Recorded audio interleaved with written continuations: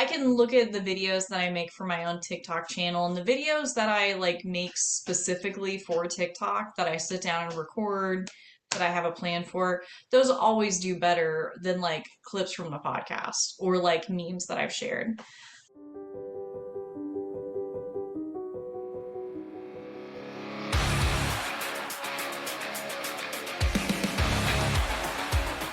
Sharp strategies, sweet success.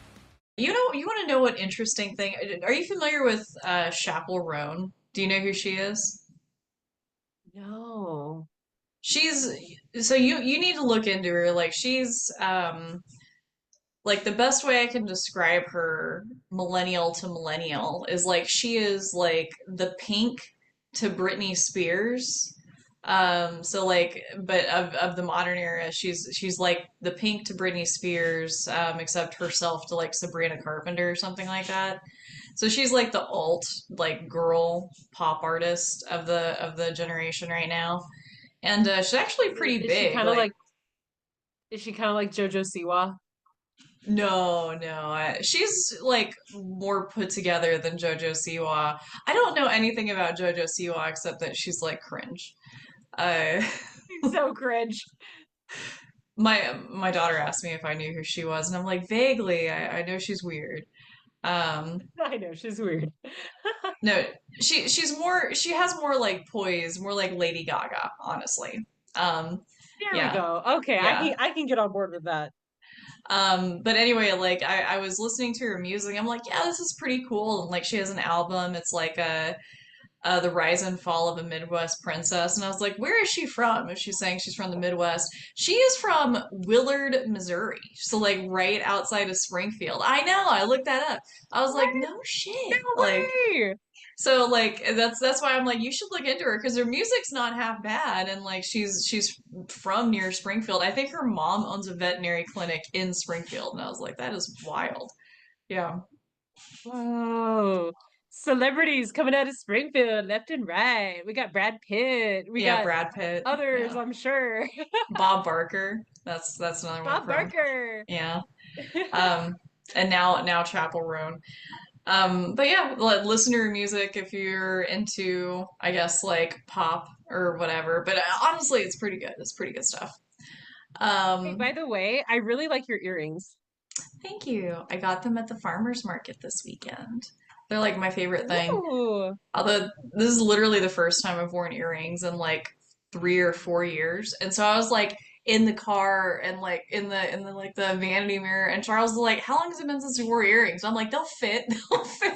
They'll go through. You just gotta poke them through hard enough. And he's like, so re-pierce them basically. And I'm like, no, they'll go through. You just gotta, and they did without bleeding. Thank you. So I didn't actually totally Oh, re-pierce my ears. But yeah. So I love them too. They're fun. nice. Yeah.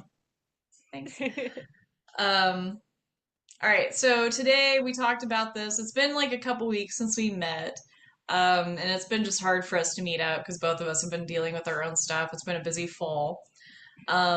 But one thing that I wanted to discuss with Christine on the podcast today, because I've been getting a lot of questions about TikTok, because I've been recording more videos for TikTok, and people ask me everything from like, how do you come up with video topics to how do you write descriptions to how do you cut these videos? Like, do you use the in-app editor? Do you use CapCut? And I thought it would be a good topic because I feel like it's very important for a lot of the businesses who might listen, for any business really, who's getting into marketing to get into TikTok and get into the short video format because really like it's a probably one of the fastest, I think it is the fastest growing like social media platform right now, and that format is the fastest growing social media format, and it's the future, and you need to get used to it, and you need to get used to filming and cutting those videos on a daily basis if you can. Christine, do you use TikTok or do you use Instagram Reels? Ah, Facebook Reels. Oh, you use Facebook Reels? Oh, wow. I know, Well, I it's the same know. thing I as need to get Instagram better. Reels. Pretty much, yeah. It's and they have like they share the same content. So like Nathan does Instagram Reels and he'll find something and he's like, oh, look at this. And I was like, oh yeah, I already saw that. And I look at it all on Facebook. You know. So do you use like the browser or do you use like in app like the your phone, like Facebook on your phone? So I use the Facebook on my phone. The app. I don't use the browser. Gosh, it's been years since I actually opened up Facebook on a browser. For Whew. real? Yeah, I just use the app. Like the browser is history. And I know that it's like a different experience between the two platforms. And I just like the app is so much quicker. And the other thing too, because like I don't post on Facebook. I usually just go and I like other people's posts and I use it just to, creep and keep up with what everyone's doing. But then because of what I like, it suggests me videos like reels and it's like, yeah, you might like this. And sure enough, it knows me very well. And of course, and it works just the same. You start with one and then you can kind of scroll through. But I have noticed that the content creators on Facebook, they all say, go to my actual page on Instagram. Go to Instagram. So I need to get on Instagram. I need to do more. I have an Instagram account, but it didn't turn out the way I wanted it to. I wanted it to be like a plant, like a deep dive into different plant species, and I started to do that, but then I got distracted, and yeah, yeah, you know how it is. Yeah. Um, it's kind of like my soap company that's like literally in my basement. This company that I started, I have a website for it, I have some socials for it, and it was a hobby, and yeah, it's been like 2, 3 years, and I just haven't done anything extra with it. I need to get back into it just for fun. Are you familiar with Millennial Gray? Apparently, that's like a thing. It's like No, the wall color that a lot of us millennials chose is like a gray that we put on our wall. Yeah.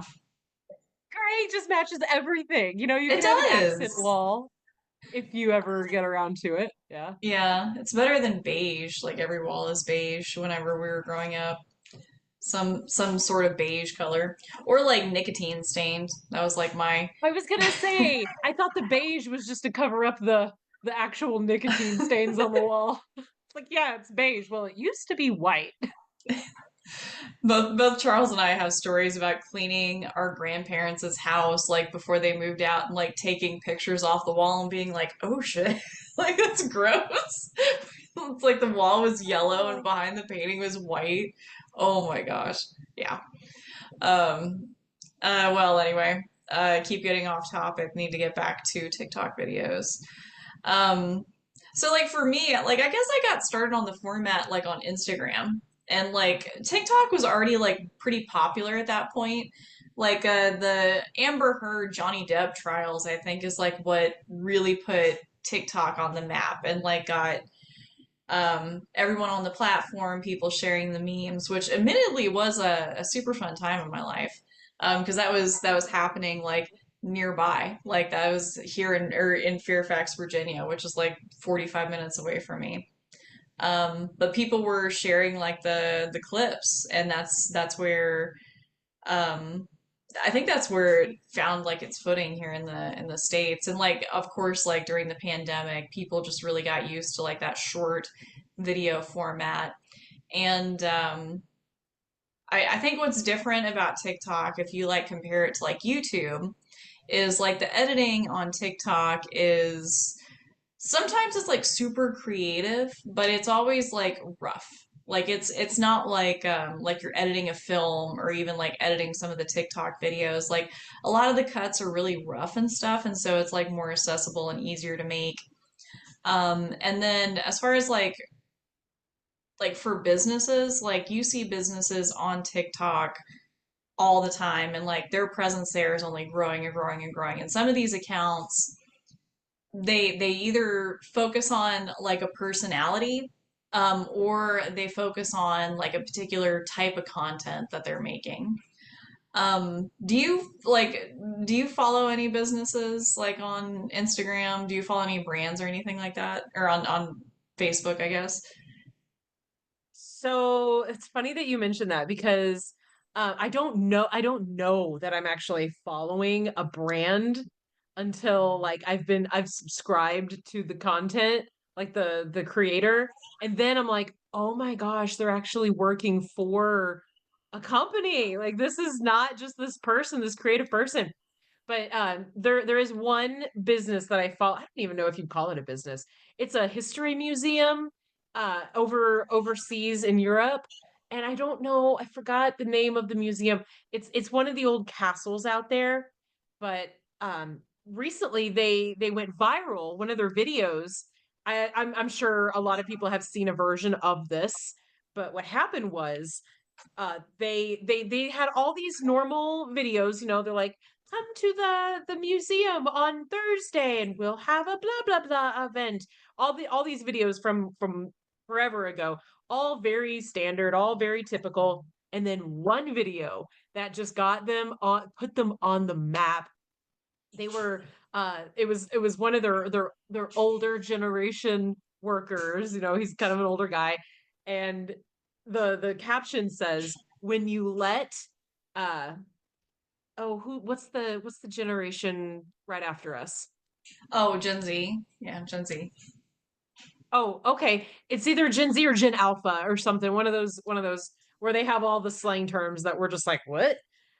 They said when you let a Gen Z new hire write the script, and he's like, and he's going through the museum, and he's like looking at, like, King Henry VIII and this bedroom. He's like, and then like this portrait of this queen. He's like, slay. He's like, this bed set slaps. This portrait is giving me life. And it's just so funny to see this older guy like going through using all of these like Gen Z terms, and it exploded, and their content just went through the roof. And yeah, ever since then, I've been seeing people replicating that. Like my I also follow My Mercy. I guess that's another one. The hospital, they have their own video series, but they started doing it too. So it became like a really popular thing to have all of these non-Gen Z, like older generation folks using Gen Z terms kind of not very well. And they're like, if you come to the emergency room, we'll take care of you. No cap. Um, Love it. It makes me feel like I'm not alone. I can relate. I can relate to the awkwardness of using those slang terms. the video you described, I think, is kind of the classic, like this company went viral. Um, they created like something like a viral post that was mimicked and shared like a few times. And viral posts are like they're hard to create because you can never really predict what's going to go viral. I remember one of my first like marketing assignments, like it was a ice cream company. It was a company that manufactured the machines that make ice cream, like the ice cream machines you might go to use in like Sweet Frog. And they were trying to find a marketer who would script like a viral video for them. And that was like, and I even took a crack at it, and it was like met with zero success. That was back like when I had just graduated college. I have a little bit more experience, but I doubt I would have any more luck on making a video go viral because it's so like hard to do. It's hard to like plan and do. Sometimes it's just like whatever catches, like whatever's a hit. Um, so funnily enough, though, one of my employees, Randa, she's Gen Z. Like she's firmly in that Gen Z category. And she even herself like had a TikTok channel and still does, I think. And she makes videos and she gets like tens of thousands of like with each video. Like they actually perform really well. And I saw a video that I was like, oh, we need to make this for my company. And it was basically and I don't know, maybe for podcast sakes, Randa can find a clip and put it in.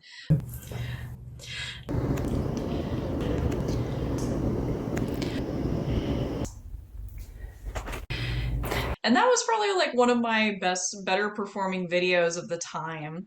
It got the most distribution and the most likes, and then like because it was a template of sorts. That's what's interesting about TikTok is like TikTok the culture of it will put out these like meme templates or these meme formats, and you can kind of put your own spin on it. And that was like one of those templates at the time, is doing the like the Gen Z edit. And this the museum that you're talking about, like they did kind of their own version, which is them using the language and like the or the slang of Gen Z, right? And then they even created their own kind of format because like they were copied by a bunch of different businesses. And it's the nature of the platform is to, you know, make something and then to have people kind of replicate the success of it. And like very rarely do you see like these like completely unique like viral videos. Like I remember like the like it feels almost antiquated to talk about viral videos because like for me viral videos like early internet shit. Like that was like the Charlie the unicorn videos or Oh yeah, we're going to Candy Mountain, Charlie. or Homestar Runner, they had a few of those and the um, oh, like those were viral videos to me. Like, and there have been like Gangnam Style was pretty viral. Like that was definitely a viral video. Like, but for me, like I don't like all TikTok videos are kind of viral. Like they're that I don't know. Like it's you know, when you go on TikTok, for me, the experience is different than YouTube. Like, you go on YouTube and you probably like search for something, right? That's how you start with it.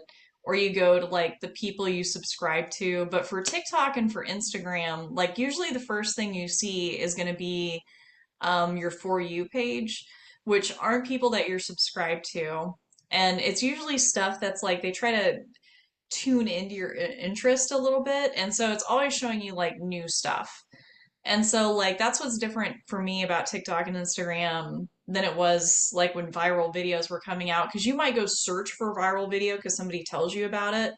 But on TikTok, you're being served like 20 videos in the span of like, you know, a short span of time. And like what makes a viral video in this is a little bit different.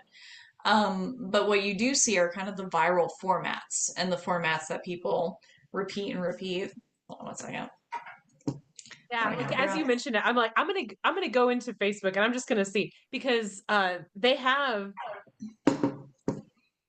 the reels, like the little reels Yeah. section, and it just kind of and what it does, and I've noticed this, the first reel that it will show me is something that I've either um watched before or something very similar. It's like maybe the same show that I've watched or the same um like like content provide, and but then the videos afterward I've never seen before. And but it kind of like it kind of flips them back and forth. So it's something that they know I'm familiar with, and then something that they're like, okay, let's try this out. And then they catch my attention again. They're like, we know that you'll like this. And then, well, what about that? Like, this is so strange. Like, they have, I don't know. It just kind of What like is captures my that? attention. Ugh, It's that's a good thumbnail. some kind of dish. I know it's some kind of dish that they're cooking. And so now I click on it and I'm like, what is this? It's just spring onions. Okay. And then you cut them. Oh my gosh. See, now I'm like hooked. Now I want to try this. And it's some person in China that I've never followed before. Yeah. And oh my gosh, I love watching hair videos. Like not like gross nasty hair. That I can't stand. But like people braiding hair and like doing really cool designs with hair. And so they'll randomly send me like hair salons that are in like New York that Yeah. there's no chance in the world that I'm going to go to New York and go to this salon anytime soon, but they sent it to me. I don't know. The formula is a little weird, but I do notice a pattern of things that are like, and then I don't have any tattoos. I don't. I'm kind of about needles, but they'll send me videos of people getting tattoos. Kind of watch a little bit and then I'll move to the next one. But I think they're trying to like gauge like, is she interested in this? Like, is this something that she'll look more into? But I don't search for anything. No.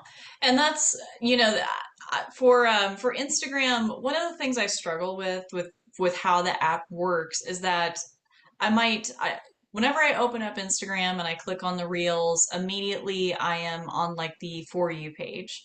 So I am only seeing like people's accounts that I don't follow because if I follow them, then they're on my like home feed and I have to scroll through my home feed to like see their content, right?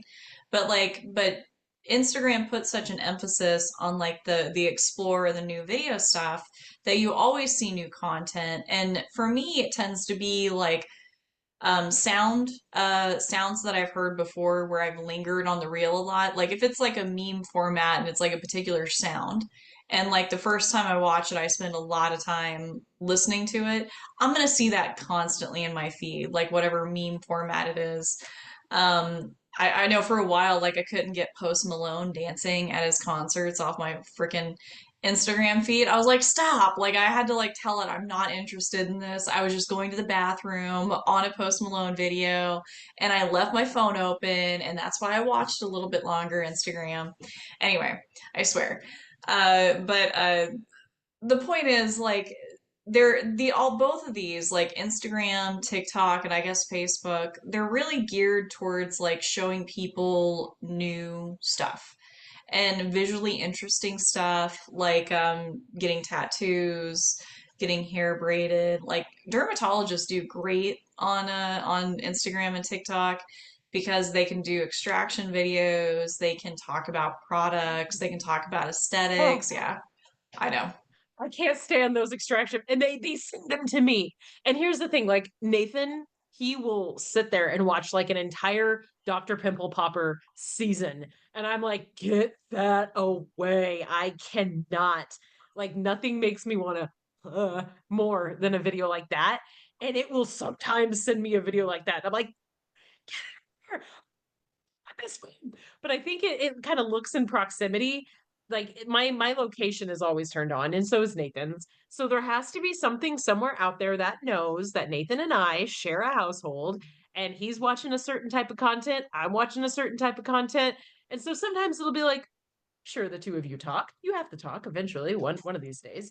So it'll like put something in there that normally he would otherwise like gun videos. Like sometimes I'm really not like a gun toting, defend our gun rights kind of, but I get those sometimes and I just scroll right past it. I'm like, why even send it to me? I truly think it's because I'm in close proximity with somebody who does subscribe to that kind of content.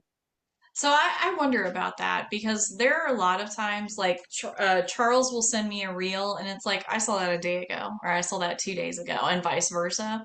And like I will see content interesting to Charles but wouldn't be interesting to me. And then I'm like, okay, am I seeing this because of my proximity to him? Am I just like noticing this because like I'm noticing things my husband would be interested in? I don't know. And then there's also like one thing that people overlook are device addresses, like device IDs. So when you log into an internet service, they can see not only like your IP address and like what's associated with your house, but also like the ID of the device that you're on. And so, like, both me and Charles have profiles on our home TV. So, like, my Google account's connected to it, and like his Google account's connected to this singular device. And so, there's at least some crossover happening there. Now, does Google talk to Instagram? No. So, like, that part of it, I don't necessarily know. So, I mean, some of the how it drills down, like what you're interested in, like, it's less sophisticated than most people assume. But like at the same time, like it is pretty neat, like how it can connect two different people. And you always hear about those cases where um, devices know that the person's like pregnant before they know, like because of the searches that they do. Or have you never heard of those stories? Yeah, well, okay, yeah. Like No, I've never been in that situation, so I've never heard of this. well, well, and maybe it's not the device predicting pregnancy or something like that, but like there is a famous-ish case of a gal who was shopping and bought prenatal vitamins because she found out she was pregnant. And I think she did it like on her family's Target account. Like she typed in her, and like Target started showing the family ads for baby stuff. And it's because she purchased like prenatal vitamins like basically on the family account. But I've also heard of like targeted ads predicting like illnesses or pregnancy based on like Google searches, and like they'll start showing ads for things like before you find out you're pregnant or before you find out you're sick or something like that. I've heard of that. I don't know how true that stuff is. It might just be like internet rumors, but anyway. We're talking about like what does TikTok show to people because it's important to know what these platforms favor. They tend to favor visually interesting content. And as with all social media platforms, like you have to think of the reasons why people would engage with content. Like people engage because they want to be seen as smart, they want to be seen as empathetic. It's a lot of virtue signaling happening on social media. And so you want to create the content that people don't just want to like, but they also want to be seen liking and engaging with because you can see who likes and engages with content on TikTok just as much as you can on Facebook. Um, but like the format is important because you have to create content that's going to suit those channels and those platforms and their format. So for me, like one thing I'm seeing a lot of people do are using like AI avatars to mass record like YouTube videos or video content. I I want to encourage people to use these things and try these things so they can tell me how well that does, basically. But at the same time, like I feel like kind of strongly that you're probably not going to get the results using these tools that you hope for because yes, you can use an AI avatar to mass create TikTok videos for you. But if you just use an AI avatar to basically read off the last like 5 blogs that you published on your website, make videos of them and publish them on TikTok, that stuff's probably going to be pretty boring. It's probably not going to get very many views. It's probably not going to get likes and engagement. Um, TikTok's probably not going to distribute it because I doubt like very few people's algorithms are going to be attuned to um, attorney TikTok content. Like probably not, right? So you have to always think of like what will work well on the platform. What kind of content do you engage with? And I bet like if you look at your like if you use TikTok or Instagram, you can actually go to your activity feed and see what content that you've liked and that you've shared. And I mean, you probably know, you can probably think about the videos that you've liked in the past. But check them out and you'll probably see a pattern to those videos. Like there's some level of effort put into them. They're probably not totally AI generated. And then either you know the person or like you're close to them or there's somebody like influential and that's generally like the content that people like on these channels. If it's like mass produced, if it's clear that like it was generated without like a human touch, like you're probably not going to see like a huge distribution. Like even clips from this podcast. Like I can look at the videos that I make for my own TikTok channel and the videos that I like make specifically for TikTok that I sit down and record that I have a plan for, those always do better than like clips from the podcast or like memes that I've shared. Um, and so like be mindful of like the like what people are engaging with because that's what people want to see. That's what's going to get you like more distribution and engagement. Well, you know, whenever you talk about like a law firm, that kind of brings me back to this isn't, you know, we're not trying to make people laugh necessarily, are we? I mean, and when you talk about knowing your audience, right? You got to know the platform that you're advertising on. You got to know your audience. It doesn't have to be funny because you're also casting your brand. And if you want to be perceived as, you know, a little bit maybe more serious, maybe like a little bit more trustworthy, you can still captivate an audience's attention without having to turn necessarily to like slapstick humor or being funny necessarily, if that's not the vibe you're trying to go for in your business sense, so to speak, like what you want your culture, your business to be perceived as. Or like, are we a bunch of jokesters who don't really take it seriously? Do we have a good, healthy sense of humor? Or are we, very professional and all business oriented all the time? So you kind of have to like know what you're going to get as a result from this very quick first impression that you're casting out there. So one important distinction to make, there's a difference between being entertaining and being funny. And for the most part, like most of the time, law firms don't aren't going to be funny in their TikTok content. Although I can think of a few like notable examples of like funny attorneys on TikTok. There's and I don't I won't get the law firm name exactly right, but it's the Kennedy law firm in Tennessee. And if you search for them, like you'll find his TikTok channel. And what's interesting about his TikTok channel is he created a character. So it's probably not necessarily like him as he is like shows up for court, right? But he created like this almost like cartoonish lawyer persona that he uses on TikTok. I hope it's not really him, otherwise he's going to be kind of offended. But he wears like this purple suit, like these big chunky rings. He's got them on both hands. He's a criminal attorney, and so he's talking about taking mug shotties. He uses a lot of slang.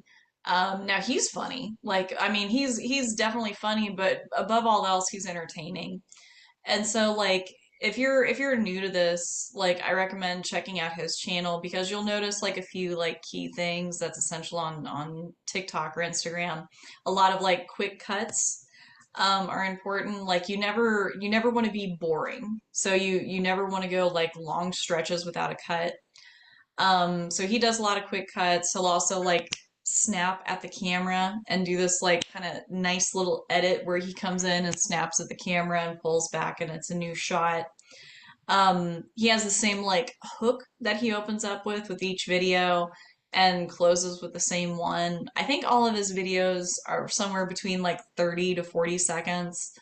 And so like you'll notice like the quick cuts, the short videos, the hooks, like those are all like keystone like things to do on these what ways to like structure your videos on TikTok and Instagram. Yeah. Yeah, it's a formula, and you can just plug in whatever fits your brand into the formula. Yeah. And you can make a character, but also don't have to. You can rely on like a lot of memes, or you can just be like super authentic. Like a lot of people say TikTok and Instagram are great for authenticity, but it's not, for me, like it's all produced, it's all we're never like going in and recording a video and being totally authentic. Like we're thinking about it, we're thinking about the tone of our channel and the type of content we want to make and the things that we want to talk about, right? Um, but like for me, like it's these channels, it's just about like being punchy and entertaining. And how can you take your content and fit it into like a punchy and entertaining format? And a lot of times, like if you can like center it around like a character or a person, it really truly helps. Really truly helps. Because the character and the personality are driving a lot of these channels for sure. And maybe I don't know how feasible it is, but the business could be its own character. I mean, you can create a character, like you can like just like that Kennedy guy does. Like he's um probably not truly being his authentic self. He probably sat down and decided to create a character. You can create one, um, but I struggle to think of like a single channel that I follow that is not like a person talking to me. That's like a character. Um, that's not like a human being. I gotta think about that though. Well, when it comes to like start recording, the thing that always seems to be my biggest roadblock is be accepting what I put out there, you know? Like I've tried to do other types of videos, but it all comes down to that moment. Like I'll have things that I've recorded, but then whenever I go into the post edit part of it, like you're like editing and you haven't uploaded anything yet, I'm just like, this is trash. This is trash. I hate this. I should have done this differently. Oh God, I don't like any of it. So what's something that you recommend is a good way to overcome that feeling of imposter syndrome a little bit, I guess, because it's like I'm not going to be nearly as good as anyone else. This is not the viral video that I'm capable of, and it's like you disregard everything, you end up settling on nothing. So I mean, I feel like I'm still on the journey with my like TikTok or Instagram accounts, right? Like I'm still figuring out my voice and what we're gonna talk about, and what people are gonna like and engage with. And one of like early on advice like that I can give you is like you have to like walk up cringe mountain, basically, is the thing. Like you have to make content to improve upon that content. Because if you always start something and never finish it, you'd never get that experience of publishing it and figuring out like what works and what doesn't. And so, like, one, accepting that like every creator goes through this, like every creator on the planet goes through a process where they're making content and it doesn't live up to their own tastes. But like you have the taste, like you know it's not good, like you have enough taste to know it's like good or bad, but like you just don't have the know-how and the experience to make it good content. And the only way to get that is just by publishing it. And so like that's the thing is just like get started, make stuff, and then build upon what you've learned. And then like um take comfort in knowing that most people just ignore the content that they is not very interesting to them. It's super easy to ignore content. So while you're out there like struggling to figure out like what's your voice and what's your format, people are just like not paying attention. And that's okay. So it's not like people are watching your video en masse and being and seeing the same things you're seeing and being as critical as you are. No, they're just scrolling on to the next thing. Um, but like once you do reach a certain level of success with your content, like you will get people commenting on it and giving you like negative feedback and good feedback and all this good stuff. So but you have to build to that point. You have to build to the point where you have people hating on your content. And when you're at the point that people start joining in your comments and talking about how bad you look or how bad your content is, that's when you kind of made it. So, so I mean, it's not something to be afraid of. It's something to like try to strive for. It's to get haters, basically. Like, yes, I did look terrible in that video. I was having a terrible day. You noticed. You watched it. Somebody other than me is paying attention. Yes. Basically, yeah. That was something I kind of wrote down a little outline what it takes to start recording in short video format. So first you got to prepare. You got to know your content, you got to know your audience. You got to make time. You got to prepare your space and maybe even do a couple of like test recordings. But then when you actually record, like you have to give yourself a lot of time to record and then do it again and then maybe do it again. If it's going to be short video format, you're going to need and especially if you're going to do like different clips and things. Another thing that I also started seeing pop up on my reels are YouTubers who give you a behind the scenes look of how they put their videos together. And it was very interesting to see. They'll just put the camera up and then it takes like hours and they're like, okay, we're going to do this one thing. Okay, that's going to be zero point 0.5 seconds worth of content. Okay, and then they like set up and then they get ready for the next thing. Like, okay, and we're going to do it again. We're going to do it again.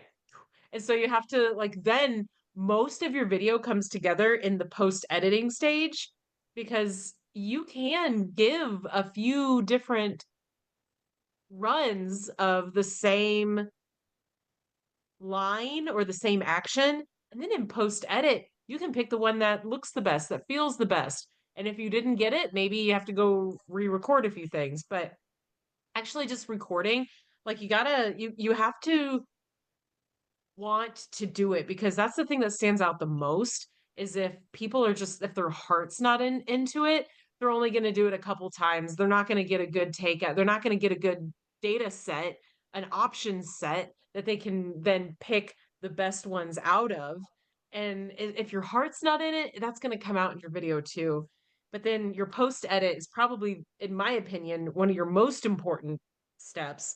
And then actually uploading it and expecting not a lot of views, being ready for not a lot of positive comments, but be ready to make changes and do it again.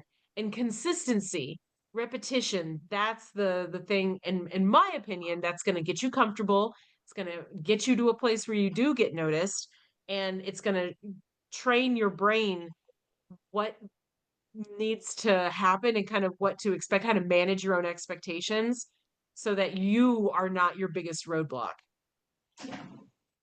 I mean, yeah, you hit on, I mean, all of everything that you said is great advice. Particularly the like getting in the rhythm of like recording content and just like doing it. Like for me, like recording content is kind of the end of the day thing for me. Like I have a few ring lights in here and I've actually like changed my office setup to be more conducive to recording videos because I mentioned to Christine before we started recording, you can't really see it. I have a new desk, I'm getting new shelving, I'm rearranging some stuff all around me, some more stuff off camera that you can't really see.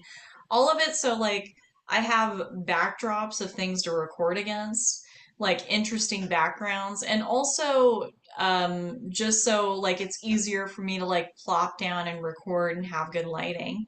I haven't invested like a ton in like camera equipment. And I mean, I have a bunch of lighting, but I haven't really invested a ton in that because ring lights are so cheap, right? But like for the most part, like that's what you need. You need a ring light and you need a phone. And ideally, maybe a microphone thing, which is funnily enough something I'm still figuring out. But even like no microphone, like you can even like use effects to have the sound come out better and sound more like studio sound. And people on TikTok and Instagram with these short video formats, they're really forgiving. As long as your content is punchy and interesting. And that's I was at a conference recently, and that was some advice that the social media guys gave from stage is like make it punchy. You definitely don't want to be talking for more than a few seconds without a cut, and it's really just important to keep when I record these videos, a lot of times I'm recording it one sentence at a time. And like that's the thing that's helped me out the most. And so I'll sit down and like I'll have all of the sentences that I want to say, and then I'll record one like 3 or 4 times. And when I'm ready to edit, I'll usually like just like what you said, pick the cut that worked the best, that I like the best. And most of the time it's the cut that had the most energy, where I was like smiling and looking at the camera. And I have like one client who I love dearly if he's listening. But when he gets on camera, he's really like dry and like really like, so today we're talking about uninsured motorist coverage after an accident. Something you want to know, and like very dry, kind of toneless delivery. Like people, don't want to see that. Like if you're sitting on your couch scrolling through your phone and you see somebody come on camera and they look bored as fuck, you're probably not going to watch their video for more than a few seconds. So your energy and what you bring to the video is like really important because if it's down here, like people, are gonna match that and they don't want to match that. They're gonna leave. It's important to short clips, high energy, and just make it easy to record these things one sentence at a time, get your cuts in. And a lot of times, like I'll record a video and then save it and I'll edit it later. And that just, makes it gives me a little bit of buffer time between recording and editing. And like there's get really good at using the in-app editor for a lot of these because like TikTok favors its own in-app editor. And so if you get really good at editing these videos within TikTok and you get comfortable there, it's going to be a lot easier to make these videos more and more. That's one big advice I have. I didn't have that down either. Whenever you record, you have to have the right programs and equipment. I mean, really the only thing you need is your phone and TikTok, like the app. Um, and like I've downloaded CapCut, which is TikTok's like video editing companion software. And there are some like templates that you can like use, and it's so easy. You could just like press a button, pick the photos, and CapCut will like organize your photos or video clips into a video. And so like CapCut will actually make an entire video for you. And those videos, a lot of times they tend to be kind of cute, and that's easy to make. But if you're not familiar with the editor, like you're not familiar with how to use that app, you're probably never going to use the app. And so it's important to like get in there and play around with it and learn how to use that editor. Ugh, it's a hard word for me to say. See, that's another one of my big problems too, is adopting technology. Like photo editors, I'm just like, is this Windows Media Player? Like I remember way back, and then they changed it all up on me, and I'm like, is this even anymore? I don't know. But yeah, like you just have to kind of, it's just like getting a new phone. When you get a new phone, what's the first thing you do? You start going into your settings and you start looking around, and that's pretty much what you have to do with any software. I mean, that for me, like the important part of any software is like just learning how to use it in those first steps. Because I know a lot of business owners who will buy something, never use it, and then it gathers metaphorical dust sitting on their computer or whatever, and they're like, "Oh, I bought the solution for the problem that I had, and I never used the solution." But like for me, like it's a lot easier that as soon as you get the damn thing to get started with it. I got this new keyboard again as part of the things I'm updating in my office. It's like a really cool like split keyboard and it's like really colorful. Yeah, I know, I really like it. But when I first got it, it came in on a Friday and it sat in my office or in my closet over here for like the entire weekend. It took me like an hour to get this thing installed this morning.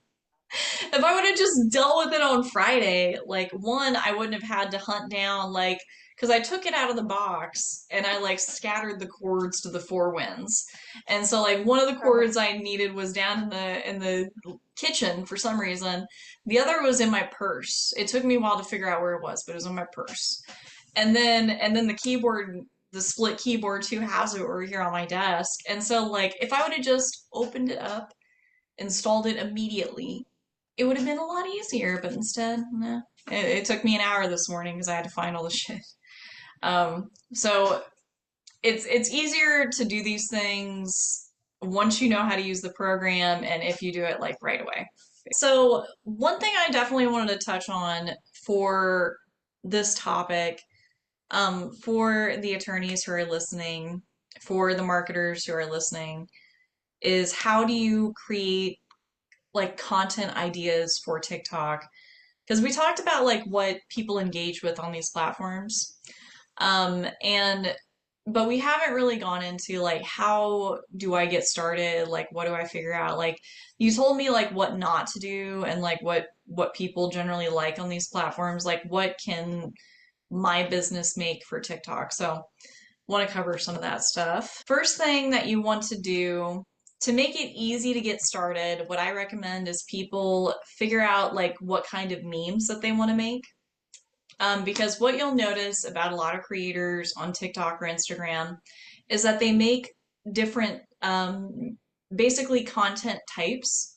And so if you look at some people's pages, they'll have like one style of video that they repeat over and over and over, but they don't just have one, they have like five or six.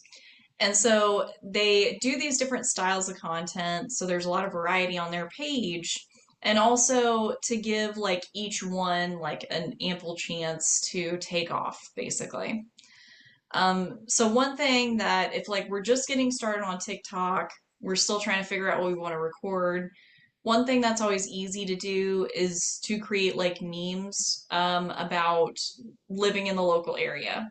And I know that sounds kind of silly, but like memes about driving in Northern Virginia tend to work really well. Like if you're just getting started with a channel, or memes about what it's like working with your target demographic, as long as they're flattering to the target demographic. Those tend to do pretty well. Um, and I mean, it kind of depends on the platform. Like, honestly, some memes will do better on Instagram than they do on TikTok. And it's kind of interesting to see, like, something do really well on Instagram and then do not very well at all on TikTok and vice versa. And so once you start publishing video, you'll start to see like some things work well over here, but some things work well over here. So keep that in mind. Like just because you did something and it didn't do very well on TikTok doesn't mean that's the end of it. You can use it on other platforms. And then once you have like one type of content that your team is used to making, that you have a system for making more, you can kind of move on to the next type of content, which a lot of times is going to be some sort of talking head style video. So for like the talking head style videos, like typically what you're going to do is you're going to record or you're going to create a script. And if you're going to make like an FAQ video, like if you're going to talk about like an FAQ topic, you need to come at it with an interesting angle, like a good hook, as they say. And so like you have to get somebody like to care about your topic like within the first second. So the very first thing you say in these videos is very, very important. And the very first like image or visual that you open up these videos with is very important. So sometimes it's not so much the topics you select, but it's the way you deliver it that's important. And so you can make like a boring topic interesting for TikTok as long as you frame it correctly. And so you can do like the FAQ style videos, but your delivery needs to be a little bit different than maybe what you did for YouTube. Um, like YouTube videos, long format, sometimes the delivery could be dry, but it was fine as long as like that was the tone of your video. But for TikTok, like even if we're talking about a serious topic, the delivery has to be punchy and animated. And so like maybe, I don't think there's a singular like topic that you can't touch on TikTok, but the way you deliver it is just critical to how it's going to perform on these platforms. Like the channels that are super popular on TikTok, they all tend to like lend themselves to something visual. But that doesn't mean like your thing has to be visual to make it work. Like you can use like delivery to make it work. Some of the people I follow on TikTok or Instagram are actually like into books. So like there's a huge like bookstagram or book talk. Like and if you're not too familiar with TikTok or Instagram, you might have even heard of like book talk or bookstagram or whatever you call it. And think about it. Like these are books, like literally visually tend to not be like very compatible with the visual format, right? I mean, we're literally talking about text on a page. But these communities find way to make content over and over and over in just different formats and memes and discussions and talking head videos. So like if you think like okay, like the examples that they're talking about, like they just work for TikTok, like I'm a law firm, I can't make my content work for TikTok. You absolutely can. There are a lot of different industries or hobbies or interests that have like made their home on these channels. Like they're like I follow like a gal who talks about astrophysics. And I was very disappointed actually to learn though that she's not an astrophysicist. She's literally a business major. Like she's a business major who worked, she interned at NASA and she's like works within the space industry, but she herself talks about astrophysics on her channel, but is not an astrophysicist. It's kind of disappointed me. Yeah. Interesting. I guess if you have the right kind of business major, you can what's that show? Is it Catch Me If You Can, that movie where he Yeah. like pretends to be a bunch of different professions, like different, and he's just constantly on the run and they're just like one step behind him. I guess if you play it right, you can be whoever you want to be. Yeah, I think it's funny if you look really closely at a lot of the influencers, that and the ones that are doing like really well, a lot of them are like social media marketers basically. Like that's where they got started. Like there's one gal, Erica the lawyer, like I looked closer, like she is a lawyer, like she passed the bar, but like she primarily did social media marketing. There's another gal that I follow who gives like communication skills like advice on TikTok. I looked at her like bio and again, like she was a social media marketer, but she just emphasized in this like communication bent. And then the other example I gave of this gal who talks about space and physics, but she herself is not like a scientist. And it's like it's really interesting like the skills that it takes to make it work on social media like translate really well into just like being an influencer.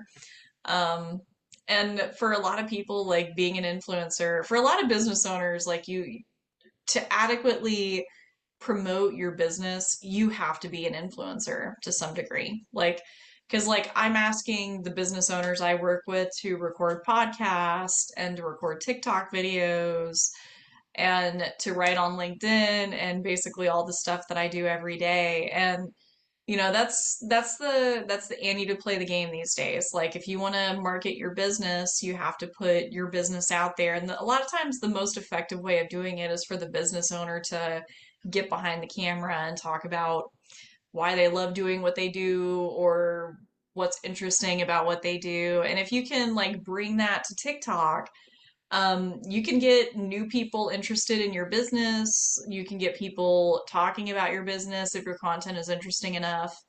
Um, One of my best performing like TikTok videos for lawyers is was just honestly like a ChatGPT generated script of talking about the Britney Spears um conservatorship case, and it was like text only, like it was just ended up being like a pretty good script, and like that, like people engaged with that and shared with that, and that ended up being like one of the better performing videos, which still kind of blows me away. She is insane. Like have you followed, have you looked at her Instagram page? No, I haven't looked. Like, I don't know. I just hear whenever something blows up, I'm like, oh, I'm not surprised. Well, I mean, let's make this podcast about whether or not Britney Spears is on meth because that's my theory. Like, I think she's on meth. Like, I think that's what's going on. I think that's what we're seeing. Like, this is what happens when you give unlimited funds to somebody and they do meth and make weird Instagram videos with it. Yeah. Oh my gosh. No, I have seen like a few of them that were really, really bad. And isn't she no, that was Drew Barrymore. She was like out of the rain. Oh, Drew Barrymore is Was it? so strange. Yeah. She's so strange. I mean, bless her heart. Not Midwestern. Bless her heart. Bless You her know, she heart. but there was one video where she was like out in the rain and she was like, sometimes you just have to make time to enjoy the rain. I was like, is she high? Like, what's going on right I think now? that's just Drew Barrymore. I think that's just straight Drew Barrymore. Um, but I mean, okay, so Drew Barrymore is interesting to me because like there was a vacuum of like daytime talk shows, like because Ellen's gone, like that show's not coming back, and then Wendy Williams, she's gone too. I think she had the same thing that she has the same thing Bruce Willis has. So she's definitely not making her show. I know it's sad, not making her show anymore. There's a vacuum of like they the networks needed a personality to launch like a brand and a talk show brand on. And if you think about it, Drew Barrymore is just about the most perfect person for that because she has personality. Like she's always had personality. She's honestly, like she's not old, but like she's definitely like been in the industry since she's a child. Like she's old in Hollywood. Like she's in E.T. and like I think her family been in Hollywood. Like she's established. That's the word I'm looking for. She's established in Hollywood. And anyway, so you think about all these things, like she pretty much is the perfect daytime talk show personality to like follow in the footsteps of Ellen and Martha Stewart. And so like honestly, like every time I see her doing her Drew Barrymore thing, I'm like, you know what, that just makes sense. It just makes sense for Drew Barrymore to be doing this right now. Well, anyway. Well, we're coming up on what needs to be kind of the logical close of of the podcast today. Um, so just if you're gonna like make an action list of things to do after this podcast, one, I recommend to start a spreadsheet. For me, it's Google Sheets. I just started a Google Sheet. And as I was going through TikTok, as I was going through Instagram, and I asked my employee to do this as well, Randa, like, hey, like as you're going through these platforms, save a link, go to the spreadsheet, save a link to a video that you think that we could use. That's a format that we could copy. Don't be afraid to copy people's stuff on TikTok or Instagram. Like people endlessly copy each other's content and it's fine. It's just how these platforms work. So start your spreadsheet, save those videos, and then like after you have like 5 or 6 saved, um, spend the afternoon and record 2 videos. And if all you do is just record the raw content and save it to your phone, and send it to an editor like a freelancer to edit it, you can do that. But I really recommend that if you've never used these before, like try to edit your own video. And if you don't want to post it to your company account yet, like just create like a throwaway personal account, post a video. Again, like the worst thing that's going to happen is nobody's going to see it. So, make a video, nobody's going to see it, but you'll get the feel for how the app works. And then like start thinking about like what are the different content buckets that I could create. Like you can create memes, which are super easy, fun to do. You can record talking head FAQ style videos as long as you have a good hook. You can piggyback off the endless different like templates that come along. Sound bites become viral and you can build on those and use those.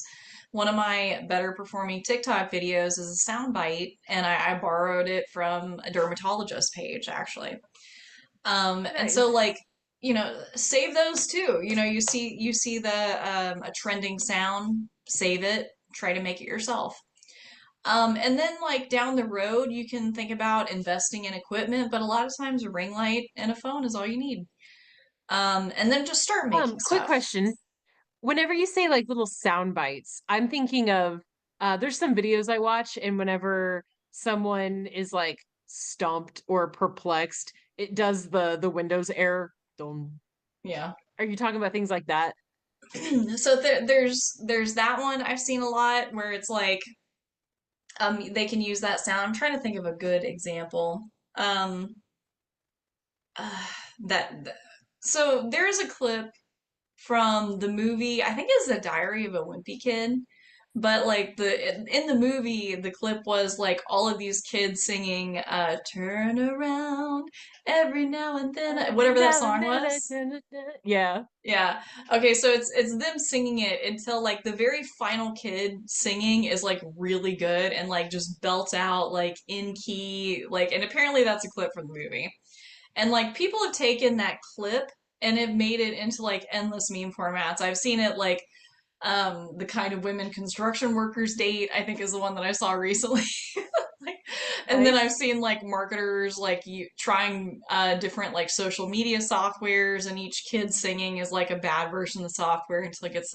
Anyway, it's hard to explain without the actual like clip, but like that's what I'm talking about. It's sometimes like a movie clip or a sound, or like dialogue from a TV show. I know something that I'm seeing a lot is like a clip from this girl's audition on the X Factor, I think like several years ago. It's like an old clip, but like now it's like viral on TikTok and people are recording their own like videos using the audio to this clip.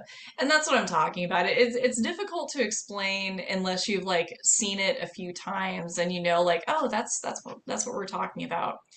But yeah, I mean that's basically it, like a trending sound.